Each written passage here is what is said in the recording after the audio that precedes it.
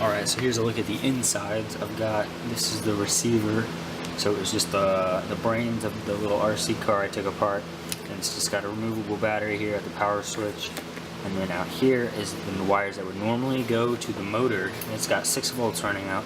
So I have that run into this little perf board, which on it has a resistor and a transistor. So the transistor I use to not have 6 volts because I don't want 6 volts going directly into the arc lighter here. It just needs to close the gap like a switch normally would. So I'll use the transistor, and the resistor makes the 6 volts from the main board down so it doesn't burn out that transistor. And then this way, this 6 volts can flip that transistor, and that can act like a switch for the arc lighter. And so then this all, of course, is going to go in this case, which I printed, so that way, you know, it looks better. And it'll last a little longer. And then I got the remote here. And the inside of this just looks like just a little board. And I have the switch that would normally be, I think, the up for the RC car, so it would speed up. That is wired with this switch on the front, the momentary switch. This LED is just wired from the power. And then this goes directly to the antenna, and then this is just in between the power and the board itself.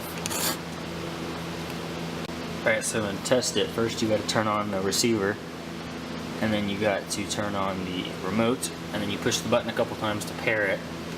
And then once it pairs, there's not really a light to indicate that it's paired. You just have to kind of run it through. But you'll push the push button here, and that turns on the arc lighter using the transistor. And then I've also added this LED because sometimes there was a voltage that would remain there, so I kind of use it as a load and also as an indicator because I was running into some problems with the perf board at first. So that kind of indicates whenever this is actually getting triggered, so I would know if this was working or if this was the problem. So I would know which part was kind of messed up still. But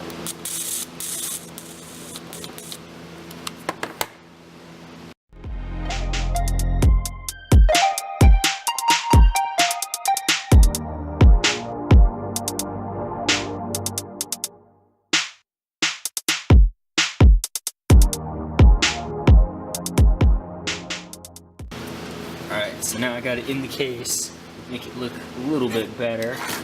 So I tried printing this stencil, and it was so small that the paint just ended up kind of smearing, but it still looks like one of those caution signs with the explosion is what it's supposed to be. That side's a little better, but kind of the same. So I've got this case I printed, I think it took about 3 hours. And it's got a little slot at the top where the arc lighter slides in, and on the inside there was a little hole for the wires to go through. And I've got over here big square I cut out. I didn't know exactly where that would be, so I just figured if I make a big square, I'll get close enough to the receiver. And so that I just hot glued up there so I could get good signal. And then on the bottom, we still have the bottom of the normal RC car, so you can pop the battery out if you need to recharge it, but it shouldn't drain very easily because of the load and stuff. And you got your on and off switch. And then on the controller, we've got power switch, which turns on the green LED letting you know it's working. We have the cover, so that way you don't accidentally press the ignite button, because you don't want to, while you're walking away, ignite the giant dangerous thing you're about to ignite, because it might put you in risk. And then here I've got some coils that I salvaged. That's what I also used for the other receiver. Just some coils I salvaged, and I just chopped off the other side, so I'm just using it as wound up copper, so that way it kind of puts a bigger antenna on these. And then on the inside it just has the same remote control. It's just the remote part. I just kind of filed down some of the boards, that way I could pack it in this little project box from Radio Shack.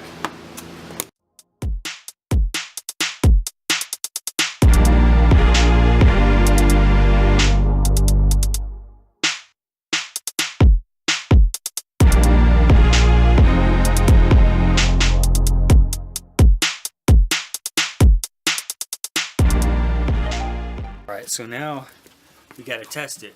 So we've got the igniter and the remote. I'm going to set them over there on that stump. We'll test them out with a couple different scenarios to show you how this device could save your life. Oh yeah, I almost forgot.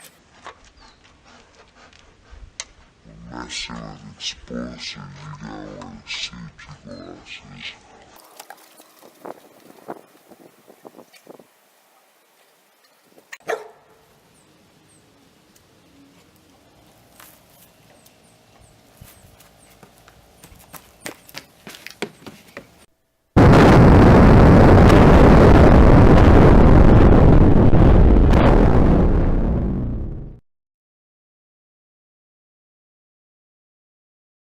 Alright, so we got it set up now.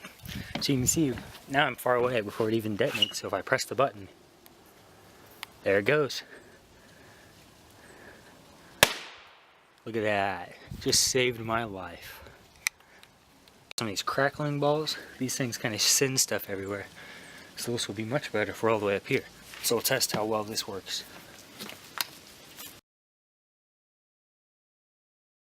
Alright, so we got the flap down. You lift it up, hold down the button. You see it's ignited. Look at that. We were far enough away, didn't even bother us. So you know those bottle rockets? Sometimes you stick them in the ground, they get stuck. Right beside you, they could still explode. So we're going to try that and see if it doesn't take off. This thing would help you out. Alright, so we're back. Flip up the switch. Oh, there it goes.